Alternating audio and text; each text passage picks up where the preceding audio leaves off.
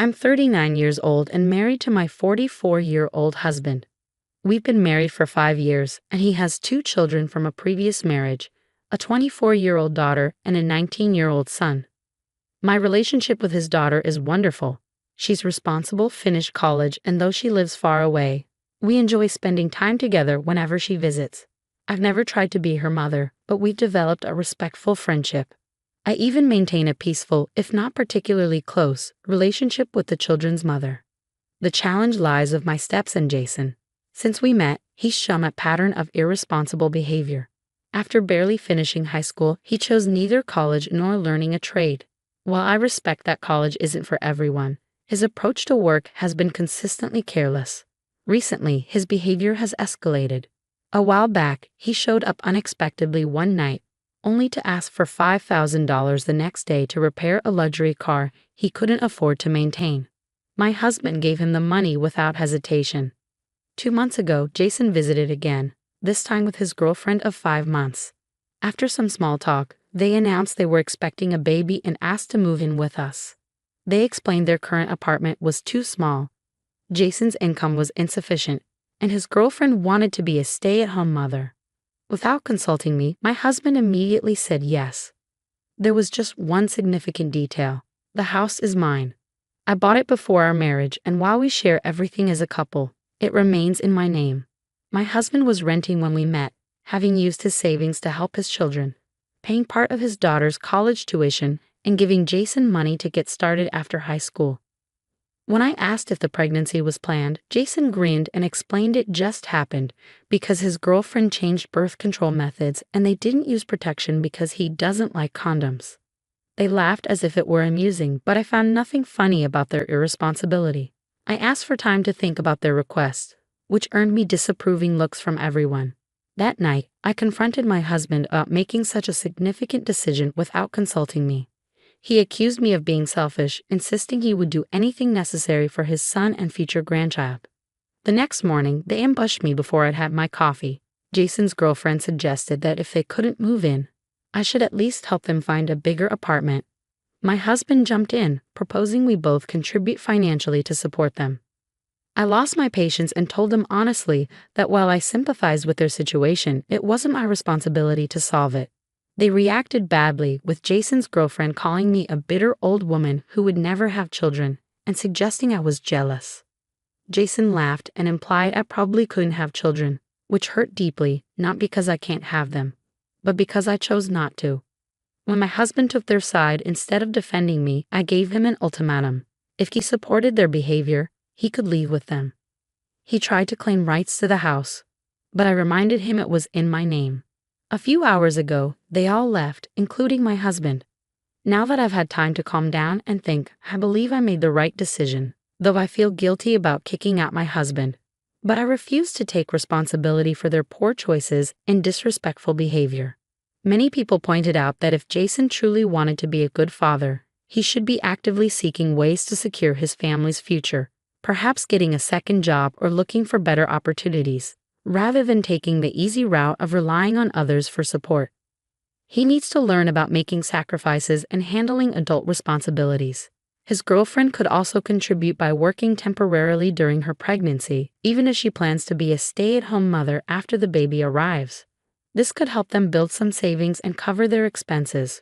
Regarding my decision to ask my husband to leave, while I never wanted to weaponize house ownership or make him feel like he lives here only because I allow it, his behavior in making unilateral decisions without consulting me was concerning. After leaving, he sent only a few messages. First, he informed me he was staying in a motel and that Jason had returned to his city. Then he criticized my actions, insisting he should have the right to decide if his son could live with us, and accused me of not understanding what it means to be a good parent.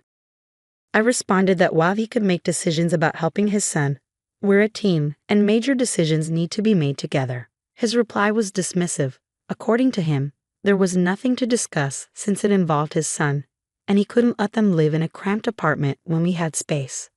I suggested he consult his daughter and ex-wife to see if they would be willing to let Jason and his girlfriend move in with them. He thought this was a great idea, confident they would prove how selfish I was being by agreeing to help family in need. Days passed without any word from him. I strongly suspect neither his ex-wife nor daughter would agree to his proposal. His ex-wife, while a good mother, has always been clear about Jason needing to learn independence. And his daughter, though she gets along with her brother, is very independent and focused on her own life. Several days later, there have been some revealing conversations with my husband's daughter and ex-wife, both of whom have clear opinions about the situation. My husband still hasn't returned home, not because I've forbidden it, but because his pride prevents him from acknowledging his mistakes or apologizing, despite people close to him pointing out the problems with his behavior. My stepdaughter called me after her father contacted her to complain about how I had treated him.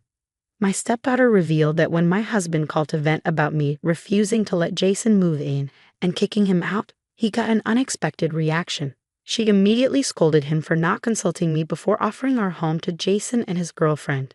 When he asked if she would let her brother move in with her, she firmly refused, citing the same concerns about Jason's lack of planning and responsibility. She called to tell me she fully understood and supported my position. His ex-wife also reached out, surprisingly, to apologize for his behavior. During our conversation, she shared some illuminating history about my husband's pattern of making unilateral decisions. Once he came home and announced he quit his job to take another position without any prior discussion. Though the new job eventually proved beneficial, the initial change significantly impacted their family finances. Another time, he enrolled in an expensive course while they were still paying their mortgage and supporting 2 children. The course wasn't necessary for his job, just something he wanted to do for personal interest. When he asked his ex-wife about housing Jason, she also refused, agreeing with me that it wasn't her responsibility to support a young adult who wasn't making responsible choices. She suggested that the best thing my husband could do was apologize, noting that while he'd been impulsive before, this situation was particularly egregious. 3 weeks later, after 3 weeks of silence, the situation has only deteriorated. Yesterday, my husband finally called. The conversation started surprisingly casual, asking about me and the house, as if weeks hadn't passed since this conflict began. I kept my responses polite but neutral. However, his calm demeanor didn't last. He suddenly changed tone and declared that I should be the one apologizing. He believed this time apart should have made me realize that letting Jason and his family move in was the right thing to do. When I calmly stated that my position hadn't changed and that he was the one who needed to apologize. The final conversation. During our phone call, I reminded him about making decisions without consulting me and disrespecting our relationship. He maintained he had nothing to apologize for, convinced he was right to help his son and that I had been unreasonable. When I asked if he'd spoken to his daughter or ex-wife about housing Jason, without revealing I'd already talked to them, he quickly dismissed the idea. He claimed that as Jason's father, he didn't need anyone else's opinion about helping his son. The irony wasn't lost on me. If he truly believed parents should help their children without involving others, then Jason clearly hadn't learned that lesson of responsibility. I told him my decision was final and that I would only consider reconciliation if he apologized and acknowledged his impulsive decision-making. Instead, he became angrier and declared that if I was going to be unreasonable, we should get divorced. Then he hung up. 8 months later, 2 weeks after that conversation, I received divorce papers. When I tried calling to discuss things one last time, he refused, saying he'd made his decision. I accepted this and signed the papers. However, halfway through the divorce process, my ex-husband appeared at my doorstep unexpectedly. He'd admitted to acting impulsively with the divorce and wanted to reconcile. My response was straightforward: his pattern of impulsive decisions, offering our home to Jason without consultation, demanding a divorce, was exactly why I couldn't continue the relationship. I reminded him that when we could have talked things through, he had completely shut down communication, convinced he was right despite everyone telling him otherwise. The aftermath. The divorce is now final. Through his daughter, with whom I maintain a good relationship, I learned that my ex-husband has rented a house and is living with Jason, his girlfriend, and their baby. He got what he wanted from the start, but I'm convinced it won't end well. Knowing Jason's pattern, it's likely only a matter of time before he starts asking for more money or things become complicated. But that's no longer my concern. We've both moved on, and while it's sad to see a marriage end this way, I'm at peace with the outcome. Some relationships simply aren't meant to last, especially when fundamental values and communication styles are incompatible.